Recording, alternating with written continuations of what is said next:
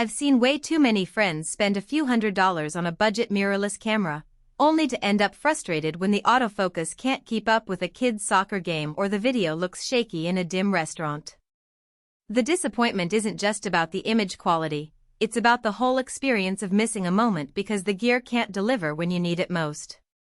So the question I keep hearing is, does stepping up to something like the Canon EOS R6 Mark I feel like a smarter investment? Or am I just paying for a bigger badge on the same old problems? Link is in the description if you want to check the product details on Amazon. When I first held the R6 Mark I, the first thing that struck me was how the body feels like it's built for confidence, not compromise. The 24.2 megapixel full-frame sensor isn't a brand new resolution race, it's a sweet spot that gives you plenty of detail without demanding massive storage or endless post-processing. For a weekend photographer who shoots weddings, street scenes, and the occasional wildlife sprint, that balance translates into images that stay crisp when you pull them up on a laptop or print a 10 by 15. In real-world terms, I was able to capture my sister's dance recital at 8 p.m. with just the on-camera ISO settings, and the photos didn't look grainy or washed out.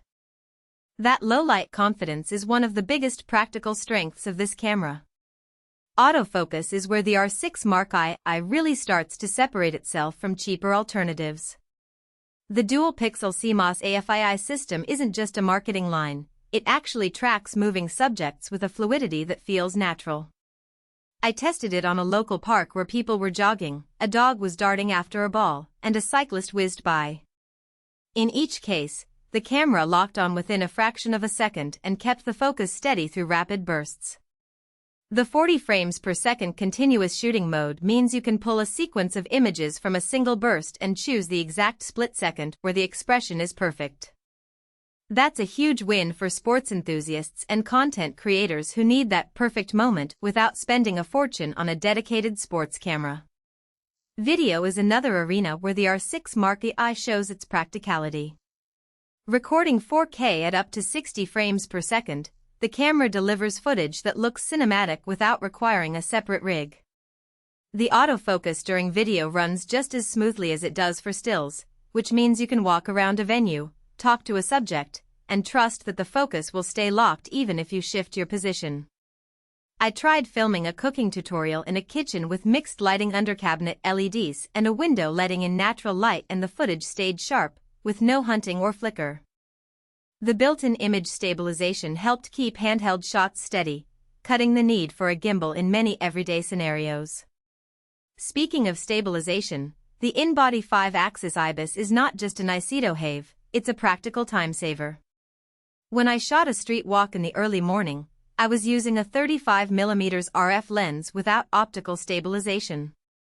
The camera's sensor shift system smoothed out the tiny tremors that come from walking, letting me get sharp shots at slower shutter speeds, something that would have forced me to raise the ISO on a cheaper body.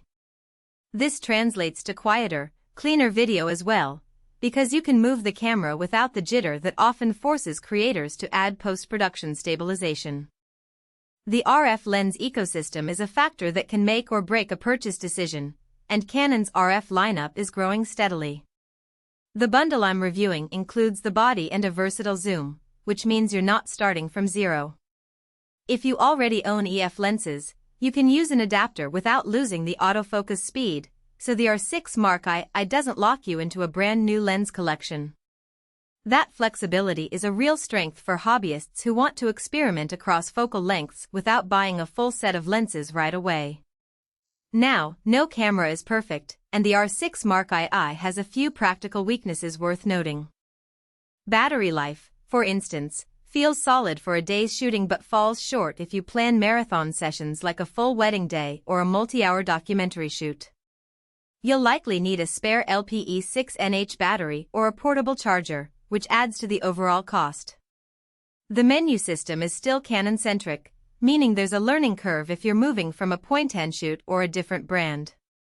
While most settings are reachable quickly, digging into the custom functions can feel a bit dense until you spend a few hours in the camera. Who should buy the R6 Mark I? If you're a serious hobbyist who's outgrown entry-level models, need reliable autofocus for people, pets, or fast action, and want 4K video without a separate camcorder, this is a strong candidate. It also makes sense for small business creators, think YouTubers, podcasters, or freelance photographers who need a single body that can handle both stills and video without juggling multiple rigs. The bundle's included lens gives you a functional starting point, so you can start shooting right away. Who might skip it? If